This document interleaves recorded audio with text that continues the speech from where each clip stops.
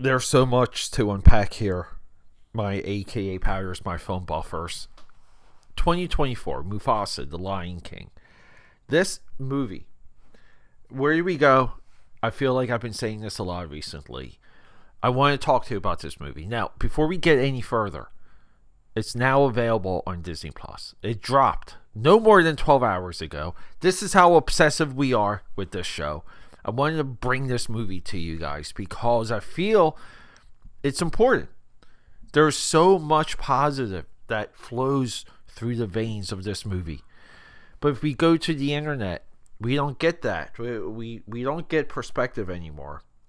Mufasa the Lion King is one of the best prequels I've seen in film, in cinema, in cartoon. Because I classify this as a cartoon. And that's the second controversial comment. And we're not even past the intro yet. My AKA powders. This movie is directed by the 2016 Academy Award winning director, Moonlight.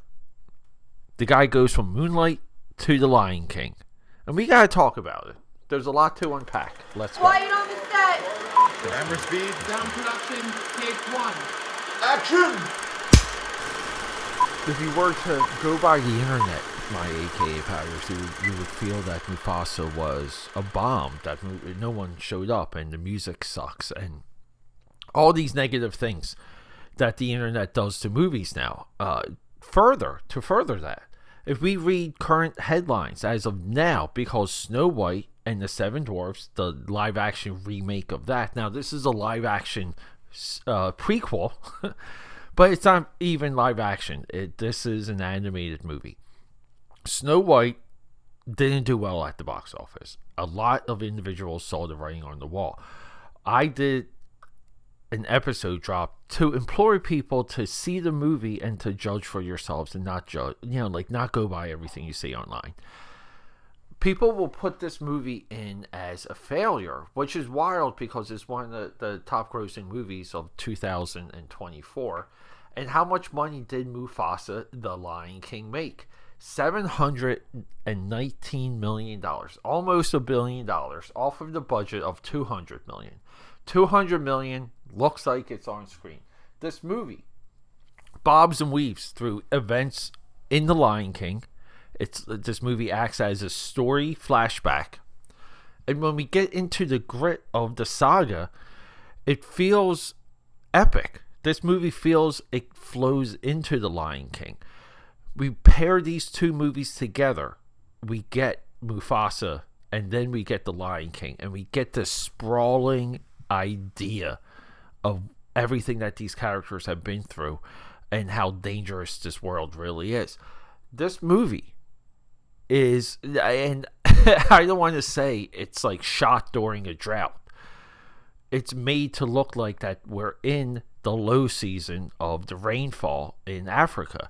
There are so many, like nature-wise, like this dystopian nature, broken nature environments where there's just not enough aqua. Every creature in this movie looks like that they're thirsty as F. So I don't know, AK Powders. I thoroughly enjoyed this movie. The bad guys for this movie are white lions, and you want to say that's a little bit of a nod to Kimba. Kimba was a Japanese anime that so many people are convinced the animators and the crew for Disney at the time ripped off. Kimba, Simba. I believe they have similar. I haven't seen Kimba. I believe they have similar stories or similar side characters or supporting characters. I don't know if the overall arc within that movie does copy The Lion King or vice versa. But I thought that was a great nod. This movie's just a lot of fun. I heard so many bad things about the music in this film. Now, I feel that's where the Disney promotion failed just a little bit, and it could have been done on Disney Plus. And it's great that this is available on Disney Plus. I wish it became available sooner on Disney Plus. They should have done a concert. They should have done a couple performances to showcase the new music for this movie, because I think it's there. I think this music is as good as Morning Report. That was one of the original tracks for Broadway. This is a 2-hour epic. It really is. And we have a lot of notes or echoes from The Lion King. We have a stampede. We have Mufasa, falling off of a cliff, holding himself up. This movie ends, and how wild is this? We end with the origin of Pride Rock, and everything around that we follow. We follow the mountain crumbling and breaking and fracturing apart. We have the origin of Scar. We see more of Rafiki.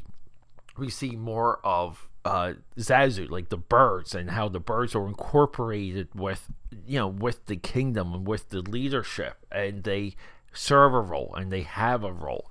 I don't know, AKAPADers.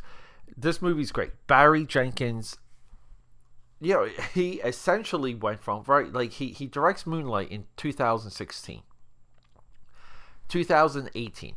If Beale Street Could Talk. So 2 years later, he writes and directs a follow-up movie to Moon.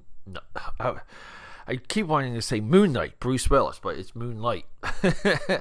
And then 2024. Now, he's written a couple movies, but he goes from 2018 to 2024 to direct Mufasa. We want to say Mufasa in production roughly 2 years, maybe even 3 as director. So it's not as much as a gap as we want to pretend it is. But this guy has a small filmography. This guy has a small filmography when it comes to film and television.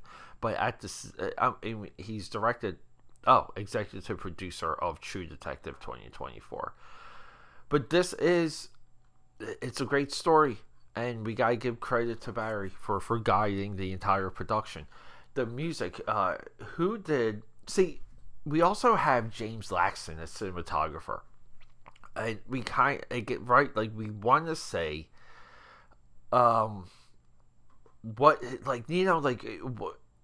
to know more about a cinematographer on this level of a movie. How exactly are we a cinematographer? What exactly are we doing? Are we rigging the scenes virtually with the animation crew every single day? Is he doing it by scene and you're done in a couple weeks? It's only a few weeks worth of work.